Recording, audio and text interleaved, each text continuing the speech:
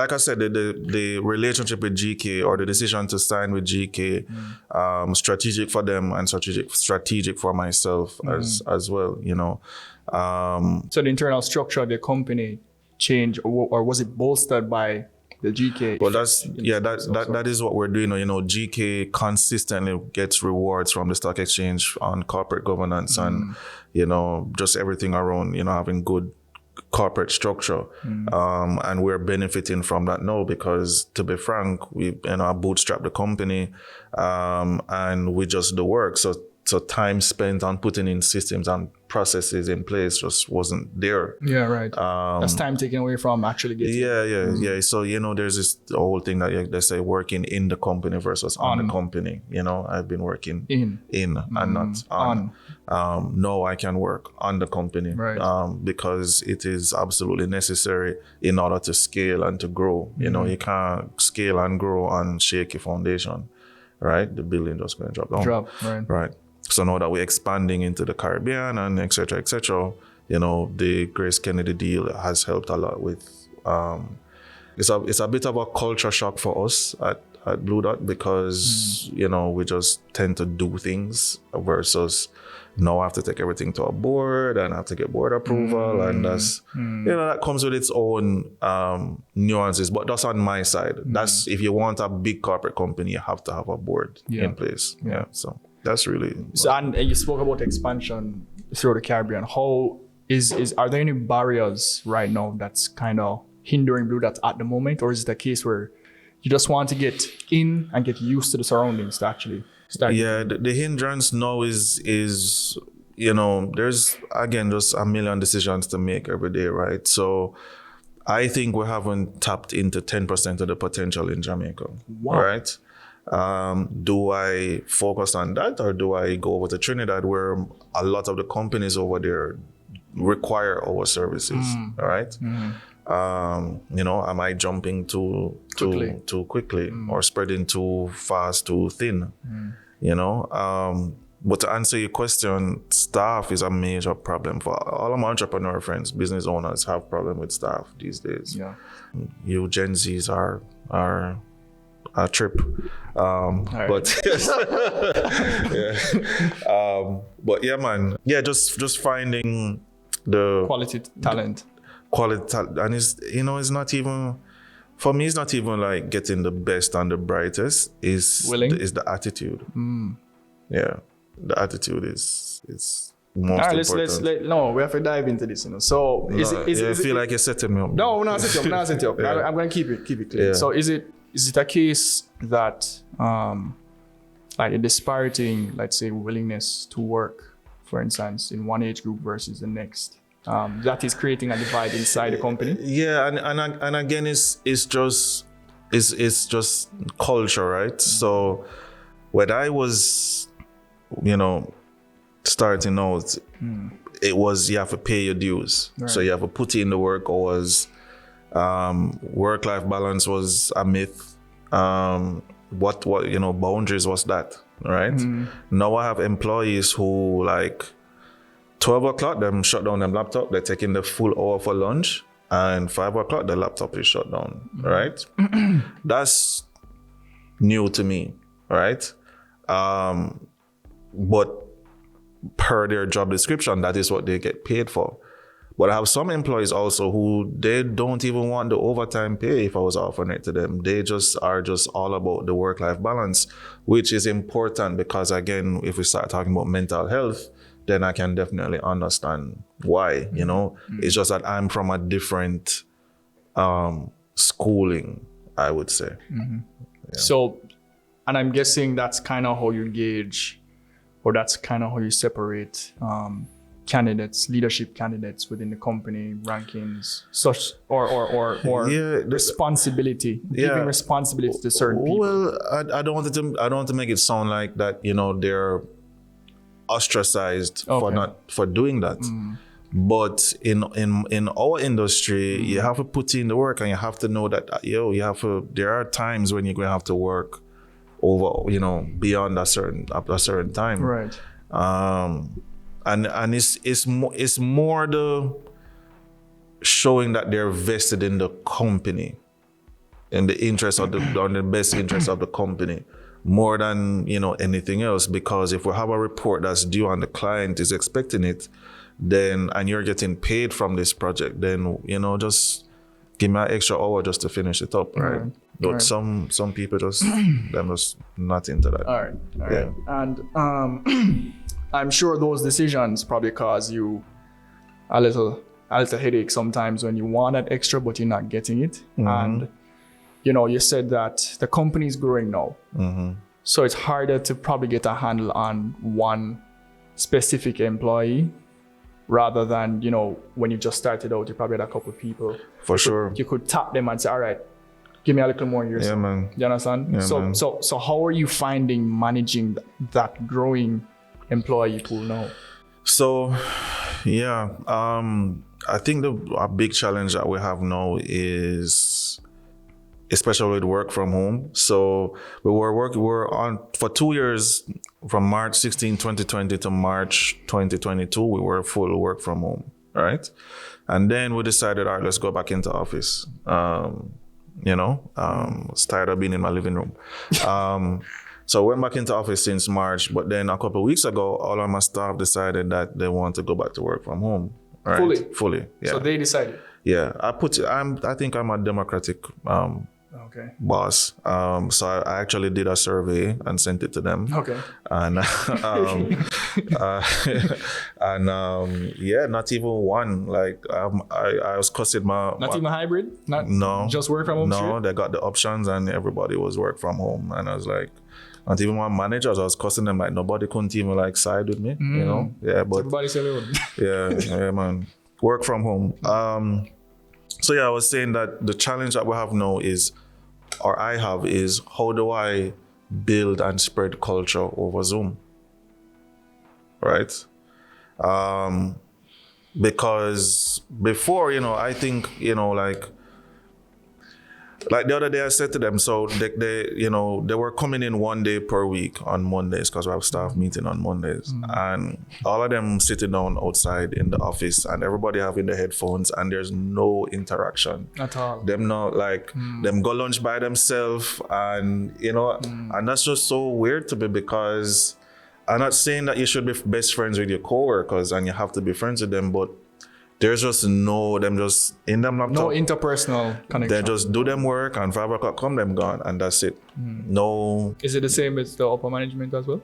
No. That's where you have it. Yeah, that's where we run joke and, and them some there. But that's just weird to me. And I don't know how to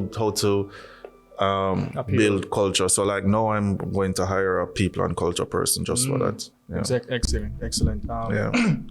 So let's shift the conversation a little bit now into, you mentioned mental health. Right. Yeah, that's a very important factor on this podcast, on the minds of many of the guests that we've had. The previous ones, you, Jason Dare, Chris Law, both mentioned mental health as an extremely important factor. I'm happy to hear that. Yeah. So asking you now, how has managing that mental health been? How is it with your family right now? How do you kind of manage that? I think one of the good things that came out of COVID, if you can actually say that, is that a lot of people are more mindful of mental health and less afraid to talk about it. Years ago, if somebody said they're depressed or something, you'd literally say you need to go down to Bellevue. That was the thinking. Yeah, it was. Yeah. And it was taboo. Like you'd be afraid to say, I'm having a little bout of depression right now. Did you struggle with? Yeah, for sure.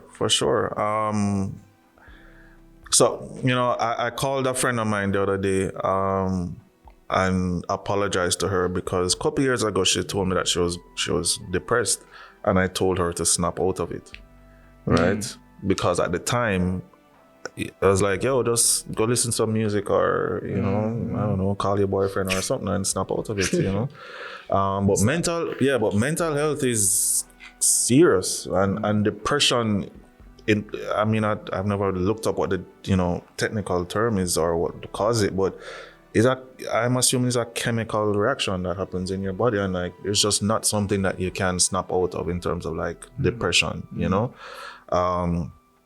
So yeah, I've struggled. I have had to go to therapy. I have a therapy session when I want. I have a therapist on standby. Most of my entrepreneur friends go to therapy, and have started to go. Some of them have even been on medication. I've had to walk several of them off the ledge. Is it a conversation that happens very often within that same group? You're having a drink and you're saying, how are you? Like, yeah, man. All right. Yeah, man, for sure. We're definitely a lot more mindful of it now, and it's so weird because you don't know how much the thinking is still there, because me saying this now on this podcast, and then next year when we IPO, is somebody going to be like, yo, but Larren said on a podcast that he's had depression. Are they not going to buy my stock just because of that? Like it's still a concern, you know what I mean? But how I look at it is, if you physically take care of your body, you exercise, you eat right, etc., then your mind also needs some type of wellness as well. And do you think that just as, you have a specific diet, and I asked this question previously, a specific diet for the body, you also should have a specific diet for the mind?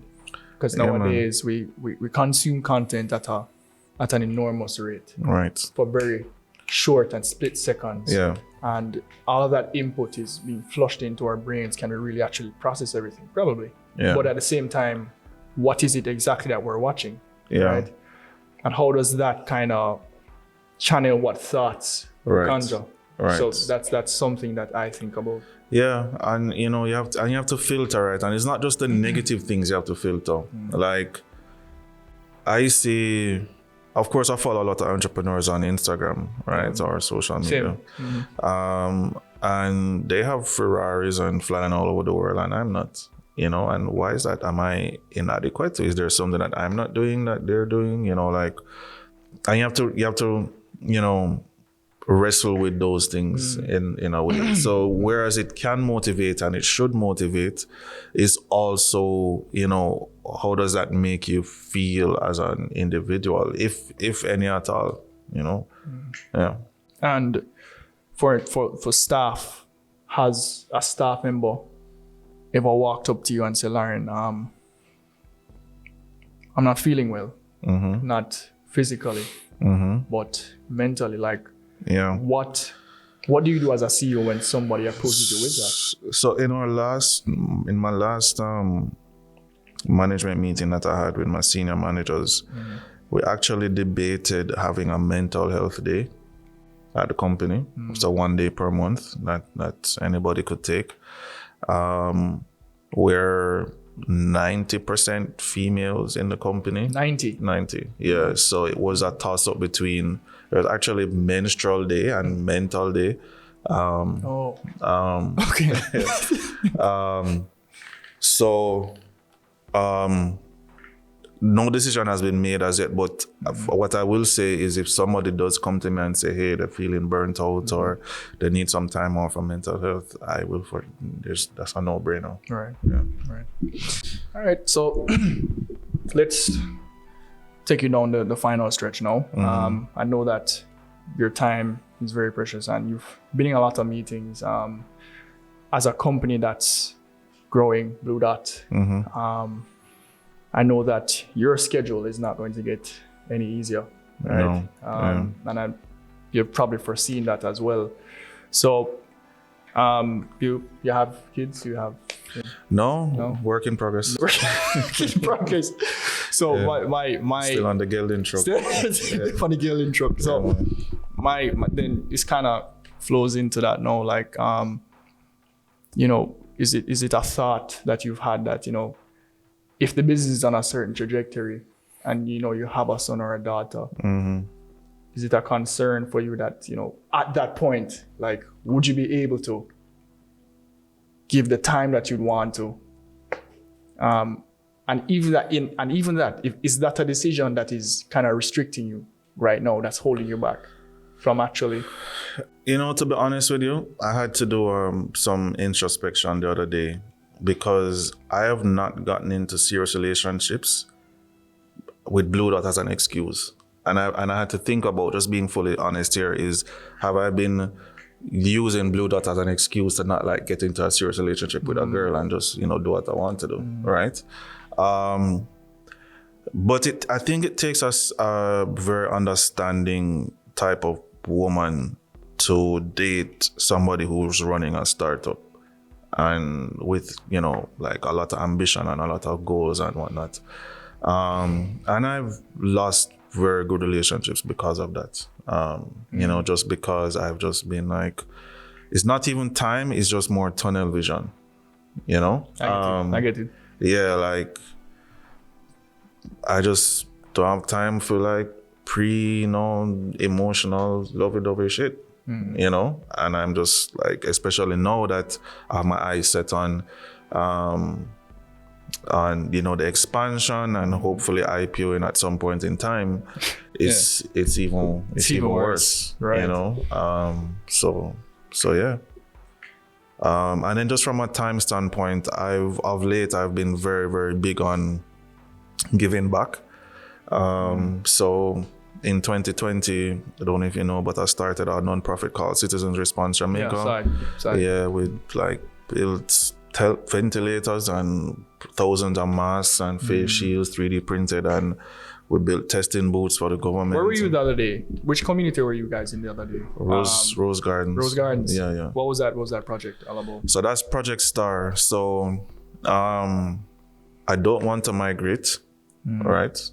So I've started to spend a lot of time on the one thing that would make me migrate, which is crime. So even just from a data standpoint, I'm on the board at Crime Stop. I support Crime Stop, with data and just being there and, providing input. We're trying to offer support to the JCF now in terms of like crime analytics and, just tracking and mapping everything. And then Project Star now is a new initiative funded by PSOJ, or started by the PSOJ, which is a massive social intervention program. Where what we did was we looked at the crime data from stabbings and shootings, along with hospital visits of those who've been stabbed and shot, and then looked at the communities that they came from, that they're from, or where the violence occurs. And then we have a list of the top 10 communities in Jamaica, most violent communities in Jamaica, based on that data. And then now Project Star, which, by the way, was a very humbling experience for me, because the community that I'm from in Montego Bay is number 7. And like, I didn't even know that it was that bad, Oh. Yeah, so anyways, the 7th most violent community in Jamaica, based on the data. So anyway, so Project Star we're looking at everything from, garbage collection, early childhood education. We're finding jobs for the individuals, as many people as we can in these communities, mentorship training the parents, making sure the schools are funded. It's just it's actually daunting when I think about it, but it's just a lot of everything to get our community back to. And how's the reception been from the communities themselves from this project? It's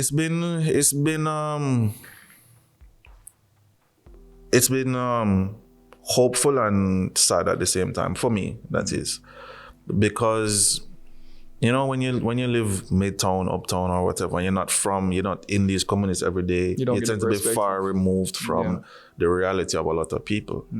I met a 7-year-old girl who, when I asked her, just in conversation with her, she said she tired of hearing a gunshot, and she just want the killing to stop so she can go to school, and when you hear those things, anyway, when you're exposed to those things, it's like, what can you do as an individual if you love Jamaica and you want to see better? What can you do to make that happen, or to change that? And So that's what I'm very passionate about now. Seeing, using data, just giving my time to make a difference, to leave Jamaica in a better place than I came and saw it. And if we would, how do we join? Is there? Yeah. So if you go projectstarja.com/volunteer, there's ways you can sign up. We need mentors, any which way you can. It has to be a whole of Jamaica approach. One of the beautiful things about this particular one, because let me back up. Jamaica has the most social intervention programs in the world, right? What? Yes. But yet we have the highest crime rate, or the second highest crime rate in the world.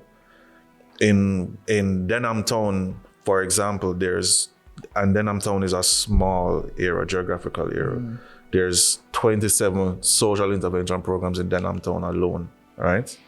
But then what has the impact been, right? Not saying that there hasn't been impact, but the monitoring and evaluation is a big area that they're not focusing on. Right. So Project Star, flip that, is very data driven. M&E is very important because at every step of the way we're assessing, all right, M&E? so monitoring and evaluation. Oh, okay. Sorry. Assessing, the impact that we're having and tweaking, iterating, pivoting where and when we need to. I was saying that one of the good things about this is that we're going to raise funds on the Jamaica Social Stock Exchange, which will give everyone an opportunity to help in this solution. Jamaica Social Stock Exchange? Yes, there's a Jamaica Social Stock Exchange. Never heard of it. Yeah, man, JSSE. It's for social programs. So like DEFCON, I don't know if you're familiar with DEFCON, they raise some funds on JSSE. So everyone will be able to fund Project Star, and I've said that the ROI on that is a better Jamaica. Yeah, you're not going to get. Yeah, that's powerful. Yeah, you're not going to get, the value of your stocks go up, but a better Jamaica is the ROI. So, Larren, this has been, as it usually is, very educational. I hope so. It has been very educational, insightful, as it usually, insightful. But we, especially as youngsters, Gen Z, I guess you'd say Gen Z. Damn you, Gen Zs. Yeah. I find it very hard sometimes to have certain conversations with some of my peers because the topics that we focus on or the channels or where our lives are at the moment differ so vastly in terms of where our minds are, that sharing information with others, it's almost like you kind of close yourself off. Yeah, man. And you I know exactly what you're saying. Right. You kind of close yourself off, and only those who kind of operate on your frequency kind of understand what is it that you're saying. Yeah. I'm pretty sure that that's something because you're saying, yes, I know that you can relate to this. So yeah, man, you have to have subsets of friends. Right. So you have your friend them who, when you want to go local man, you go party with them. That's them. But then you have your other friends now who you should spend most of your time with and around and talking to, who you link with and then also expand your network and talk to people outside of your network. How do you manage the expectations with those friend groups now? Because they won't get equal timing. And probably your brethren who want to look some woman probably want to spend a little bit more time with you. But how do you then express that, Chris, when Chris was on, Chris was like, no homo, I had to break up with my best friends, right? He literally said that, listen, I cannot spend any more time with you. Yeah, man. Right? So is it a similar situation with you or you just kind of distance yourself without? I think, so the thing is, right, in terms of like what just keeps you going is remembering what your why is, right? And I know I kind of like roundabout with my answer sometimes, but I have on my phone, can show you right now, on my desktop, on my laptop, my bank account, January 2, 2014, showing $214 in my account, right? JMD. Yes, right. Yeah. And whenever like I have tough decisions to make, I remember my why. Yeah, like so remembering your why is a guide for, in my opinion, all of the decisions that you make in life, right? Entrepreneurial or whatever. So if I have to cut somebody off or not spend some time with somebody, it is I can't go back to being broke. Right. Yeah. In 214, you cannot. No. And that was, I can't. And that's when I decided to resign, by the way, that moment. Yes. Yes. That's when I decided to resign. That was the moment. So this was after the 13 years that you saw the 214? Yeah, man. So this was January 2nd, 2014.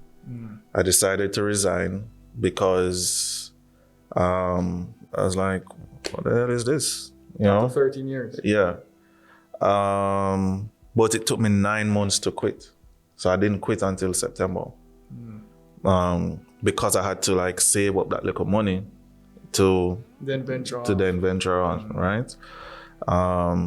And which is why, again, I was saying, like, I remember when I printed the resignation letter, when my boss was upstairs, Mr. Halsall's daughter, from I printed it, I literally bawled all the way up to her walking into her office because, and like by the time I got into her office, I was hyperventilating and she was like, Larren, what happened, right? Because there's just so much uncertainty, you know what I mean? But I just felt like I had to do it, and I guess that's when the calling came, you just had to move. Yeah, I promised myself that another Christmas wasn't going to catch me in this situation, or another beginning of year was going to catch me, like where I'm not responsible for my own destiny. Powerful. Yeah, that's good. Take that in a little bit, but yeah. I don't remember what the question is that you asked. No, but yeah. I like the fact that you went that deep because based on what you're saying, it's something that I can relate, and I'm sure many others listening right now can relate to. Yeah. So we're gonna wrap. I'm not telling you guys to quit, please don't. No. But thank you again, Larren. Thank you. Just wrapping up. Much respect for taking your time. Yeah, man. Safe travels and good luck. I hope that when the IPO drops, whenever that is, right, that everything will be good. I hope that everything mentally, especially during that journey, is also good for you. Yeah, man. Wishing you all the best, all right? Yeah, man. Thank you. Take care of yourself. All right. From the Hustlers JA family, that is it. Just finished the episode with Mr. Larren Peart, CEO of Blue Dot Insights. Thank you again to our sponsors, Magic Mind, for powering the podcast. Definitely a big shout out to Apeiron for the stellar content, video and audio, always best in the business. I recommend them 120%. Do remember to leave a like, comment, share with a friend, share with your family, share with your dog, whosoever, all right? And from us to you, that's us next week.